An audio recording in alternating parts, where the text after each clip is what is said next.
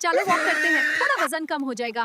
ठीक है, लेकिन बाद में आइसक्रीम खाएंगे। बस वॉक का फायदा तो गया। और बीवी, तुम्हारा वजन दिन ब दिन बढ़ता जा रहा है। क्या बोला? दोबारा बोलो जरा। अरे नहीं नहीं, मेरा मतलब तुम प्यारी हो रही हो। आज तुम्हारे लिए स्पेशल टींडे बनाए हैं। क्या?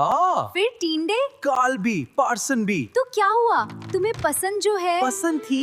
ये टेंडे मुझे देखकर ही वेट बढ़ा देते हैं। ज्यादा ड्रामा मत करो, चुपचाप खाओ। मुझे लगा ये टेंडे भी मुझे देखकर हंस रहे हैं। बेगम, डॉक्टर ने कहा है कि तुम्हें डाइट करनी चाहिए। नहीं करूंगी। पर तुम इतना टेस्टी खाना बनाती हो कि खुद ही सारा खा जाती हो। तो प्रॉब्लम मैं हूँ या मेरी भूख? तुम हमेशा कंप्लेन क्यों करते हो? इसलिए कि अगर मैं कंप्लेन ना करूँ तो तुम मुझे भी मोटा बना दोगी। तुम्हारा टाइम जा चुका है मोटा होने का। चलो वॉक करते हैं, थोड़ा वजन कम हो जाएगा। ठीक है, लेकिन बाद में आइसक्रीम खाएंगे। बस वॉक का फायदा तो गया।